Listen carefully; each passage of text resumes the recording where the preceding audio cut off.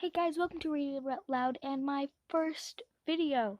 Today we're going to be reading Diary of a Wimpy Kid, Tuesday, September to Monday, September.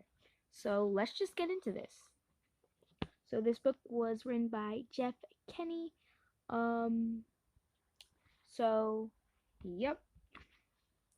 Tuesday. First of all, let me get something straight. This is a journal, not a diary. I know that what it says on the cover. But when Mom went out to buy this thing, I specifically told her to get one that didn't say diary on it. Great. All I need is for some jerk to catch me carrying this book around and get the wrong idea. The other thing I want to clear up right away is that this is Mom's idea, not mine. But if she thinks I'm going to write down my feelings in here or whatever, she's crazy. So don't just expect me to be all Dear Diary this, Dear Diary that. The only reason I agreed to do this at all is because I figure later on when I'm rich and famous, I'll have better things to do than answer people's stupid questions all day long. So this book is going to come in handy. People would be like, Gregory, tell us about your childhood. And I'd say, here's my journal, now shoo shoo. Like I said, I'll be famous one day, but for now, I'm stuck in middle school with a bunch of morons. Let me just say for the record that I think middle school is the dumbest idea ever invented. You have kids like me who haven't hit their growth spurt yet, mixed in with these gorillas who need to shave twice a day. And then they wonder why bullying is such a big problem in middle school. If it was up to me, grade levels would be based on height, not age. But then again, I guess that would mean kids like Taraj Gupta would still be in first grade. Today is the first day of school, and right now we're just waiting around for the teacher to hurry up and finish the seating chart. So I figured I might as well write in this book to pass the time. By the way, let me give you some good advice. On the first day of school, you got to be real careful where you sit. You walk into the classroom and just plunk your stuff down on any old desk, and the next thing you know, the teacher is saying, I hope you all like where you're sitting because they're your permanent seats.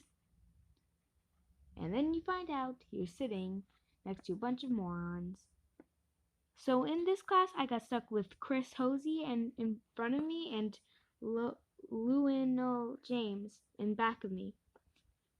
Jason Brill came in late and almost sat in my right, but luckily I stopped him I stopped that from happening at the last second. Is this seat taken? Yes, yes!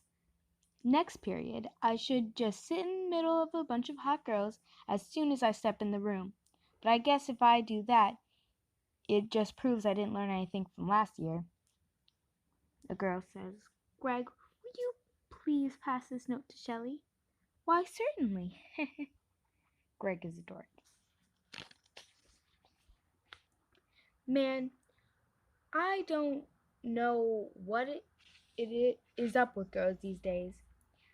It used to be a whole lot simpler back in elementary school.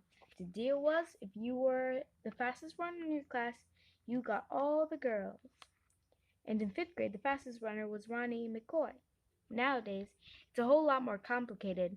Now it's all about what kind of clothes you wear, or how rich you are, or even if you have a cute butt or whatever. And kids like Ronnie McCoy are scratching their heads and wondering what the heck happened. The most popular boy in our grade is Bryce Anderson. The thing that really stinks is that I have always been into girls, but kids like Bryce have only come around in the last couple of years. I remember how Bryce used to act back in elementary school. Girls are stinky poos. Yeah. I don't think girls are stinky poos, I would say. But of course, now I don't get any credit for sticking with the girls. Like I said, Bryce is the most popular kid in our grade, so that leaves all the rest of us guys scrambling for other spots. The best I could figure is that I'm somewhere around 52nd or 53rd most popular this year, but the good news is that I'm about to move up one spot because Charlie Davies is above me and he's getting his braces next week. I tried to explain all this popularity stuff to my friend Riley, who is probably hovering around the 150 mark, by the way. But I think it's just goes in one ear and out the other with him. Wednesday. Today it was PE. So the first thing I did when I got outside was sneak off to the basketball court to see if the cheese was still there. And sure enough it was. The piece of cheese has been sitting on the blacktop since last spring. I guess it must have dropped out of someone's sandwich or something. After a couple of days, the cheese started getting all moldy and nasty. Nobody would play basketball on the court where the cheese was, even though that was the only court that had a hoop with a net. Then one day, this kid named Darren Walsh touched the cheese with his finger, and that's what started this whole thing called the cheese touch. It's basically like the cooties.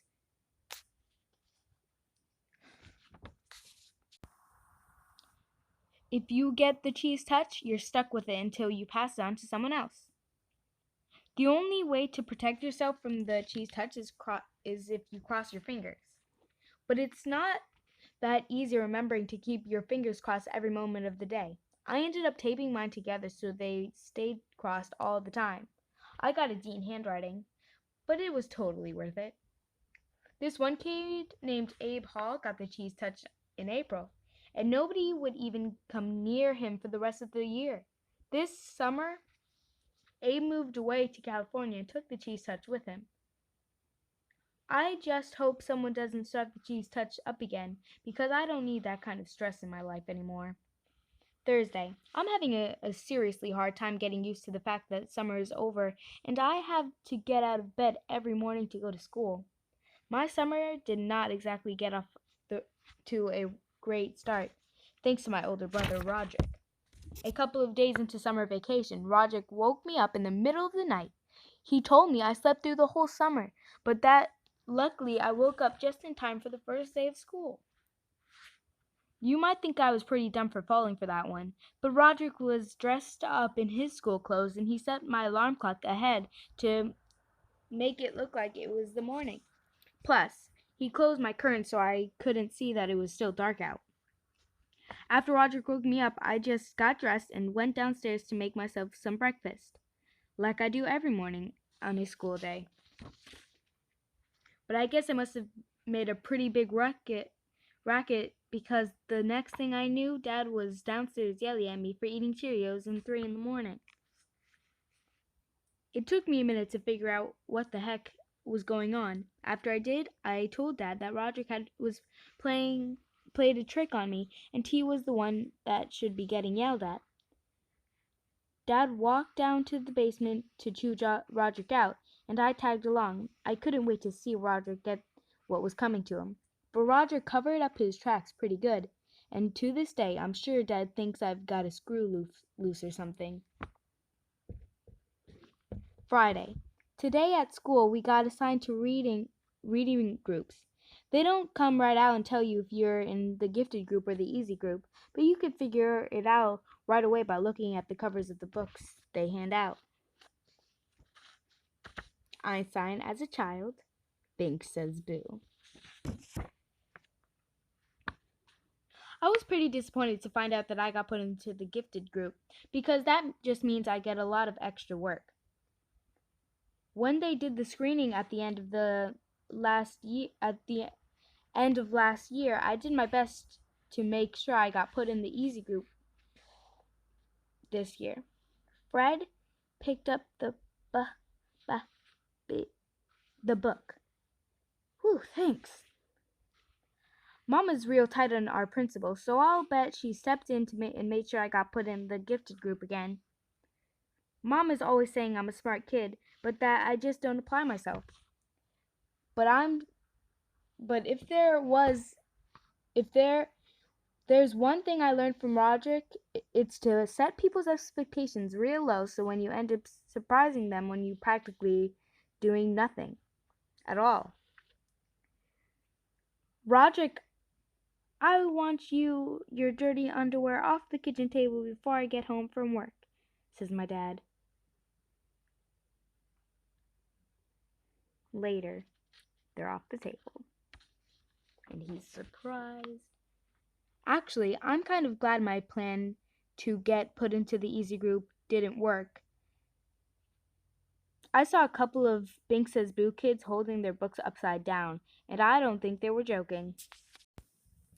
Saturday. Well, the first week of school is finally over. So today I slept in. Most kids wake up early on Saturdays to watch cartoons or whatever, but not me. The only reason I get out of bed at all on weekends is because eventually I can't stand the taste of my own breath anymore. Unfortunately, Dad wakes up at 6 in the morning no matter what day of the week it is, and he is not real considerate of the fact that I am trying to enjoy my Saturday like a normal person. He's always making a huge ruckus. I didn't have anything to do today, so I just headed up to Riley's house. Riley is technically my best friend, but that is definitely subject to change. I've been avoiding Riley since the first day of school, when he did something that really annoyed me. We were getting our stuff from our lockers at the end of the day, and Riley came up to me and said, "Wanna come over to my house and play?" I have told Riley at least a billion times that now that we're in middle school, we're supposed to say hang out, not play. But no matter how many noogies I give him, he always forgets the next time. I've been trying to be a lot more careful about my image ever since I got to middle school, but having Riley around is definitely not helping. I met Riley a few years ago when he moved into my neighborhood. His mom bought him this book called How to Make Friends in a New Place. And he came to my house trying all these dumb gimmicks. Like, knock knock. I was like, huh? Thermos. Excuse me? There must be some way to tickle your funny bone. Say what? I guess I kind of felt sorry for Riley, and I decided to take him under my wing. It's been great having him around, mostly because I get to use all the tricks Roger pulls on me. Okay, guys, thank you so much for joining me today to read Diary of a Wimpy Kid. Don't forget to subscribe and click that bell so that you guys are notified when I post my videos. Okay, guys, and also don't forget to like and comment down below because I would really appreciate that. Bye.